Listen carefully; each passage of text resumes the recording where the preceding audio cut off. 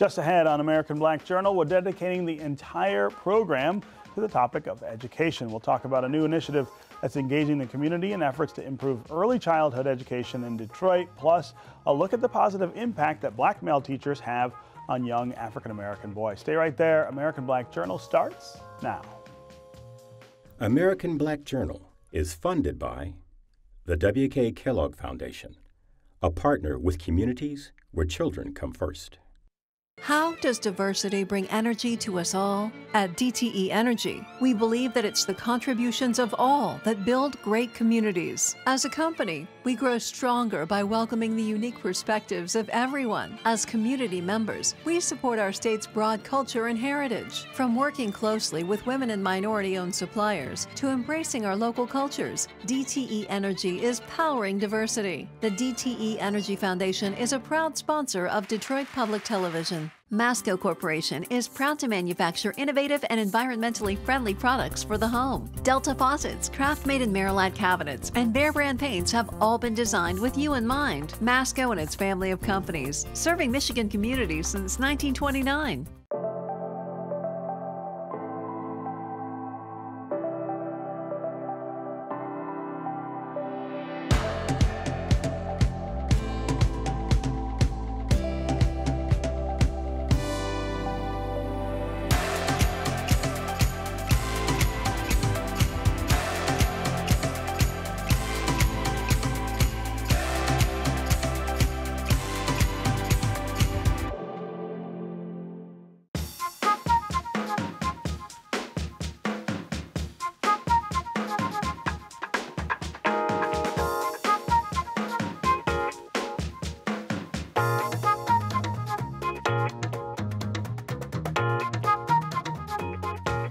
Welcome to American Black Journal. I'm Stephen Henderson. A new early childhood partnership has reached a major milestone just 1 year after the initiative was announced. The Hope Starts Here program has heard from more than 18,000 Detroiters about the problems that face children and families in the city, and now strategies are in place to help solve them. You all have provided the leadership to support the development of what we are talking about here today, the Hope Starts Here community framework. And I can't tell you how pleased I am coming from an organization that has been serving children and putting children at the center of our work since 1930. We know, and we have been long advocates for early childhood education. And also as a Detroiter, like many of you, we know that our children, those children of this city, are vital to the city's economic resurgence. We all know that a framework is just the first step. We have to translate its far-reaching, its smart, and its practical recommendations into tangible, powerful action. And that is exactly what we intend to do. Hope Starts Here is led by the Kresge and W.K. Kellogg Foundations, who've committed a total of $50 million to the effort. Joining me now is Kalia Burt-Gaston from Kellogg, along with a member of the Hope Starts Here Stewardship Board, Danielle Atkinson from the grassroots organization Mothering Justice. Thanks to both of you for being here. $50 million is a lot of money, obviously, but I always say that in Detroit, you know, these large sums of money don't have the kind of impact that you think they would. $50 million is a lot, but we actually probably need even more to deal with the problem of available early childhood education and then access to it. Oh, definitely. I mean, I think, you know, I shared your sentiments before I took this role at the Kellogg Foundation. $50 million does sound like a lot of money, and it's a great commitment from our two organizations, but it's a drop in the bucket compared to what we truly need. There are 80,000 children in Detroit, ages 0 to 8, and so at the highest quality of early childhood education, you're looking at about $20,000 annually per child. So when you do the math on the back of an envelope, that's billions of dollars. So while we're proud to make our commitment. We know that we need governmental partners, we need the private sector in this with us to make a difference for our children. And is that the idea that by getting Kresge and Kellogg to make this kind of commitment, it signals to everybody else that it's time to make a similar commitment or a bigger one than they're already making? Well, you know, the two foundations have been a part of a larger collaborative, you know, for the past 6 or 7 years. And so there are about 9 to 10 other philanthropic organizations of various sizes who have been kind of committed to this process for as long, or if not longer, than we have. Really, Hope Starts Here was about creating a playbook, right? So that we all kind of understood kind of the playing field, we all had access to the same set of data, and we really knew kind of what our strategy was holistically. And of course, we know there are a lot of new philanthropic organizations that are selecting Detroit and coming into the city, and so it helps to already have a plan in place so that as they're thinking about their strategy and where they can plug in, it's really there for them already. You see this from the sort of street level, the service level. Talk about mothering justice, and then talk about what the challenge looks like in terms of expanding early childhood programs and access to them. Yeah, I mean, just like the Hope Starts Here initiative, Mothering Justice, when we started our process of figuring out what are the financial needs, what are the pocketbook issues of moms in Michigan, especially Detroit, we had conversations. We started just talking to moms about what's important to them, what do they need, and childcare, affordable quality childcare, was the #1 issue that they talked about. So we were so excited to see these two foundations say, yeah, that is exactly what we think is the problem too, and we need to fix it together. Talk some about Mothering Justice and what you guys do. Yeah, so we are a grassroots organization that works on leadership development and issue advocacy. So we have a mama's agenda. We talk about leave policies, wage issues, and affordable childcare, infant and maternal mortality, and then we train our moms so that they can be the best advocates for their families, and we really center their experience and their voices in the conversations around changing policy. I keep talking about expanding the programs and access, and I'm sort of talking about them as if they're together, and they are linked, but I feel like they're different too, and they sort of present different kinds of challenges. Is that right? Yeah, so, you know, in Detroit, we have about 500 early childhood programs that are operating in the city. So we know that we need more, right? We need more teachers, we need more classrooms, we need more high quality facilities, but we also know that we need to improve the quality of what we already have. So it's really doing both simultaneously that'll really help us move the needle for children. Yeah, and when you say improve the quality, it's that you want certified programs. You don't want to just send kids off to a preschool. You want to send them someplace that there are certified teachers to deal with these issues. Definitely. Standards are important, but they're not the only thing, right? Cultural competency is so important to our moms, that their children are loved and that there is a flow between the house and the school, and that there's working together. So those things that are intangible and not so easily measured are so important, and we're glad that Hope Start Here, when they had those conversations, we know that's what they heard because we see it in the framework. But yeah, standards are important. You want, at the end of the day, you want your 4-year-old to be ready to be in kindergarten. Right. The access issues in Detroit, of course, have to do with not just the number of programs, but the ability to get there, right? And so we've always got this transit hurdle that I imagine plays a big role in this. Yeah, it does. I think, though, what we've learned over the past year, that parents are very resourceful.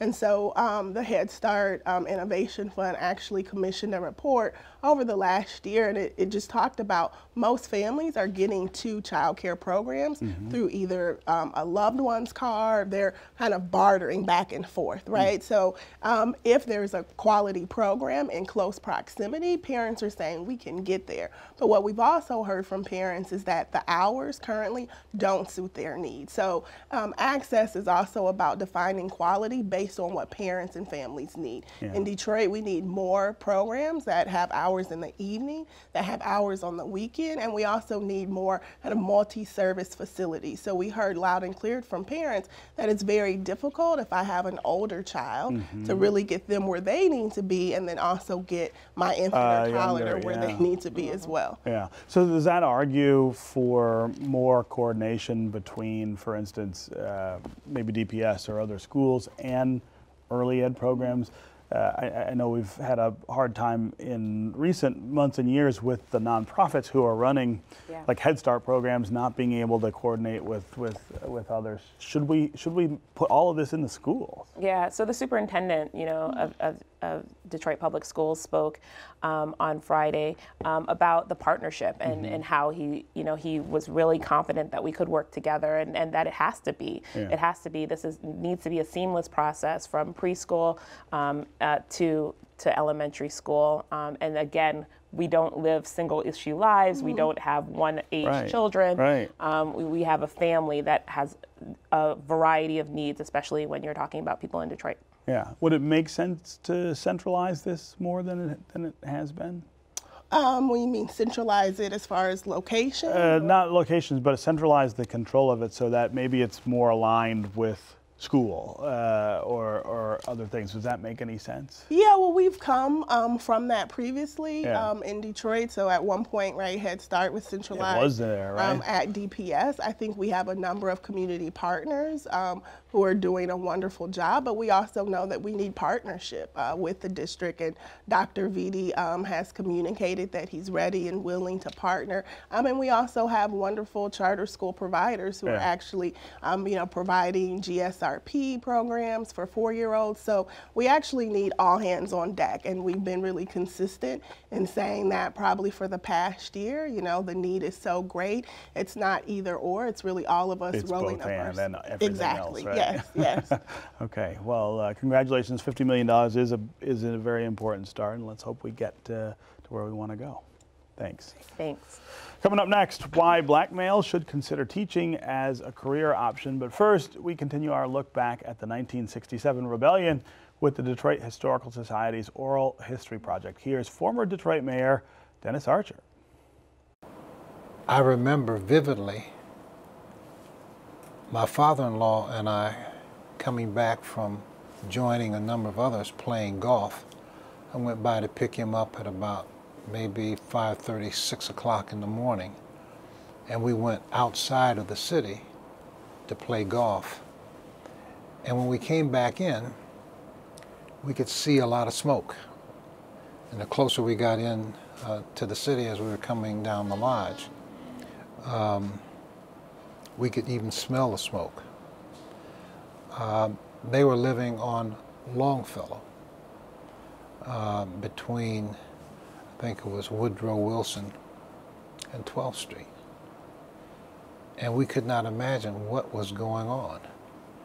And I had music on the car radio, and I'm not sure if I discovered or we discovered that there had been an incident that occurred the night before, or whether when I got home to downtown Detroit and I was sharing with Trudy, my wife, this is what we saw and this is what I smelled, and then discovered what had taken place. The Detroit Public Schools Community District is filled with young black male students, but there's not a large number of black male teachers in the district. Research suggests that boys of color are more likely to succeed when they have at least one African-American male teacher during elementary school. My next guest recently wrote an op-ed in the Michigan Chronicle about the critical need for black male teachers. I'd like to welcome Terrence Martin from the Detroit Federation of Teachers. He's joined by two Detroit teachers, Quan Nellums from Frederick Douglass Academy for Young Men and Ben Durden from Communication and Media Arts High School. Welcome, all three of you, to American Black Journal. Thanks for having us. Yeah. So, when I think about my schooling here in the city of Detroit, I had one black male teacher in 12 years. And I went to a variety of different schools, public, private. religious. My 6th grade teacher was a black man, and I remember how different that was that year, how differently I felt about him, how differently I felt about school and those classes. But this is 40 years ago, right, that this problem was around. It's really remarkable that we still have it today. Yeah. Well, 40 years ago for you, and about 20 years ago for me. You're younger, right? And but the problem still persists. Statistics prove that when young black boys are exposed to positive black men, particularly a teacher, a classroom teacher, then they're less likely to drop out of high school. They're more likely to succeed and more likely to be happy about coming to school each and every day. Yeah. When I think about my kids' education, they've had plenty of black female teachers in their educational experience, but they haven't had a lot of black males. Talk about that difference. What is it about black men versus black women as teachers that makes such a difference for black boys? Well, I think that it starts in the home. And unfortunately, many of our young black boys are being raised by in single-parent households by predominantly women, black women. And having a male figure in the home exudes confidence. It gives you a pattern for success and also provides that positive male figure that you need in the home. One of the things that we don't have an issue with is having positive males images in sports. Sure. So you have it on the basketball court, you have it on the football field, but where it lacks a lot of times for us is in our communities and in our households and in our schools. Yeah, yeah. So talk about being a black male teacher at Frederick Douglass Academy. That's a place for boys. Do we have more black male teachers there than you would in most other schools in the district? I think the numbers are pretty similar. Are they? I think at Douglass we probably have a good mix of half and half. But, just as far as around the district, I think the numbers are probably still the same, even at Douglass. So. Yeah. And so what's your experience like with the boys that you're teaching? So Frederick Douglass Academy for Young Men is the only all-male public school in the state of Michigan. The experience is, I guess with all boys in particular, you get a chance to have that sense of brotherhood. Yeah. You know? And then being a male teacher and a younger teacher still, I can play that role as like a bigger brother. And so being able to, like Terrence said, to exude confidence just by being there, showing students that as a male you can play sport, but you can also can be a scholar as well. Right. So I think that's one of the biggest takeaways. It definitely exudes confidence for the student. Right. So talk about what made you want to be a teacher. So I actually didn't want to be a teacher. Yeah. I did while I was in college. I volunteered at Peter Vital School that serves the Brightmoor community. Yeah. And the feeling that it gave me to be at that school and they allowed me to work with the boys, it gave me a sense of purpose. And so I think that that sense of purpose outweighed anything else I think that I could find in another career. And so that's what allowed me to want to be able to be in the teaching profession, just having that sense of purpose. Yeah, yeah. What about at Communication and Media Arts High School? Communication Media Arts, a small high school on the west side. It's in the old St. Mary's and Reference School. Right. It's 4 of us, 4 black males there. We have a relatively small staff. It's about 24 of us. Okay, so that's a pretty decent percentage, actually. I think that black male teachers serve as the introduction to black professionalism for a lot of our boys. When I can remember 40 years ago for me as well, my first African-American male teacher, I remember his name was Ray Johnson, longtime educator with Detroit Public Schools. I have known Ray Johnson my entire life. And he had a huge impact on my life, just his rapport with the students. And I've always remembered that. And he was there for a short time. I think he got promoted in the middle of that year. Yeah. But just seeing black males in a professional light, it has a long-term impact. Yeah. Because a lot of times, it's like, again, it's that introduction, and you know, interacting, serving as an example and inspiration for young black men is invaluable. Yeah. So what was it that made you decide that teaching was what you wanted to do? Well, when I was in college, just kind of finding my way as we all do, working our way through college, and realized that I wanted to help other people in that situation. And so I was inspired to go into education to just see if I could help inspire some young man to be something greater. Yeah, yeah.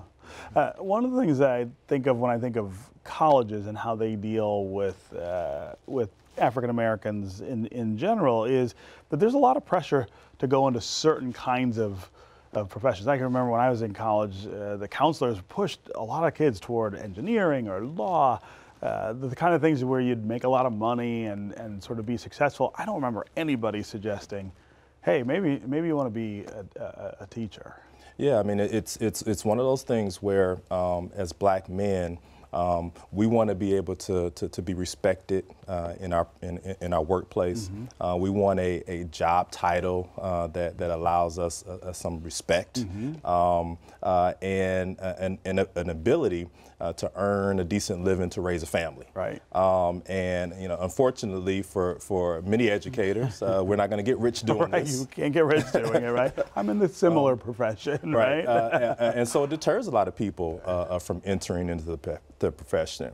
But one of the good things about it, and particularly for black males, it allows us to sort of share our interests that may be outside of the classroom, Mm-hmm. particularly in the arts, in leadership development, in mentoring. And so that's one of the one good thing that being a part of the education profession allows for black men to do.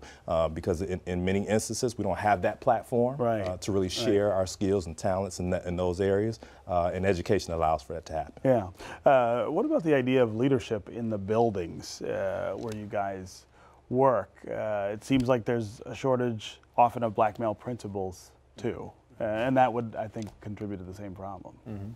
Yeah, no, I think that being a black male working in a school, you know, a lot of times we're drawn to principalship, Mm-hmm. but even before that, if there's any issues, behavior problems, they come to you. You know. Is that right? Yeah. And so I mean, sometimes most of the time that's a good thing, but sometimes you feel like, well, I can do something more than just be the hammer, on the misbehaving student. But I embrace just that opportunity to interact with kids, whether they have a behavior problem, they need somebody to talk to, but definitely we're looked to at, because we're such a small population, we're looked to especially to deal with black boys. Right. To provide that leadership. Yeah. I think it's relatability.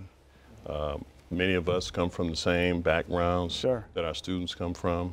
I grew up on the west side off McNichols, and I tell my students all the time, I'm from the same neighborhoods you're from. I've had the same experience. I've educated in Detroit public schools, and so you can do whatever you put your mind to do.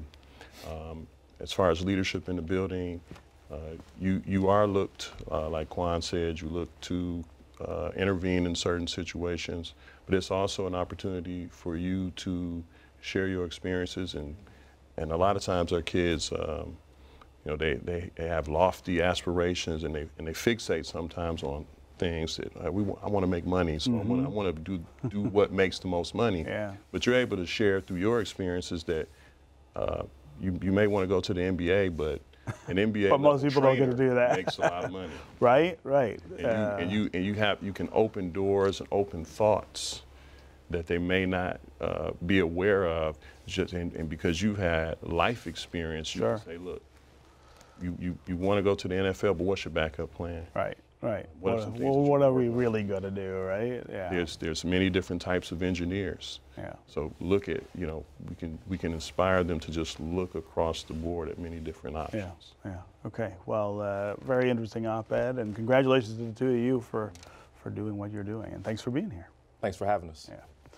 That's our program for today. Thanks for watching. For more information about our guests, go to AmericanBlackJournal.org. And as always, you can connect with us on Facebook and on Twitter. We'll see you next time.